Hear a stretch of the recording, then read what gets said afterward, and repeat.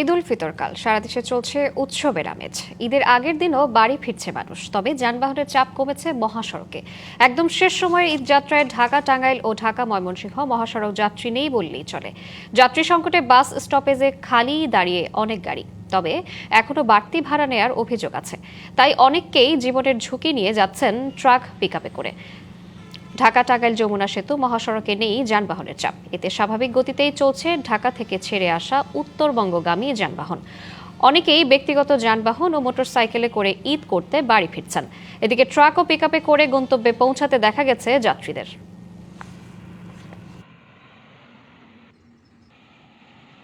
গাজীপুরের সবশেষ পরিস্থিতি জানাতে সরাসরি যুক্ত হচ্ছেন সহকর্মী মাহমুদা শিকদার।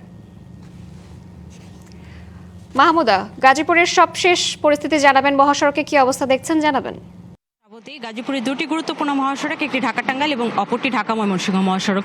ঈদকে সামনে রেখে এই দুটি মহাসড়কে যেমন বাড়তি গাড়ি এবং তার পাশাপাশি যাত্রীর চাপটাও বৃদ্ধি পায়, এবং সেই ঈদ যাত্রার যে চিত্র, চিরচেনা যে চিত্রটি আমরা বিগত বছরগুলোতে দেখেছি, যে প্রচণ্ড পরিমাণে যানজট, গাড়ির স্থবিরতা এবং ভোগান্তি, আসলে এইবার এই ঈদ যাত্রাতে কিন্তু সেই চিত্র একদমই পাল্টে গেছে।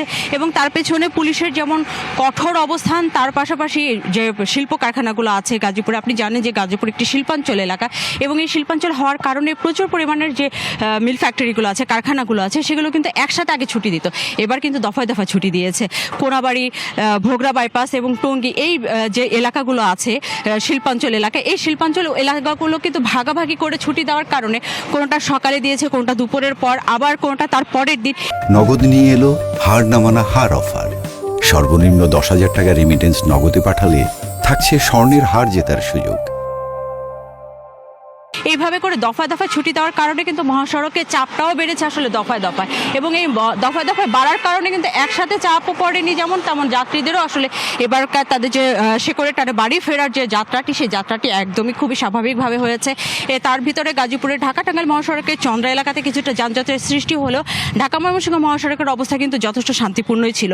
এবং আজ একেবারে শেষ মুহূর্ত, যেহেতু কালই ঈদ, সেই ঈদের আগ দিয়ে আজকেও কিন্তু আমরা মহাসড়কে যাত্রীদের দেখছি, এবং তার পাশাপাশি তারা যে কর্মস্থল ত্যাগ করে সে করে তারা বাড়ি ফিরছে, সেই চিত্রটিও আমরা দেখেছি। কিন্তু এখানে যে বাসগুলো আমরা দেখতে পাচ্ছি, বেশিরভাগ বাসেরই কিন্তু আসলে দেখা যাচ্ছে যে 80% সিটই ফাঁকা, 80% সিট ফাঁকা, এবং দেখা যাচ্ছে 20% এখানে যাত্রী আছে।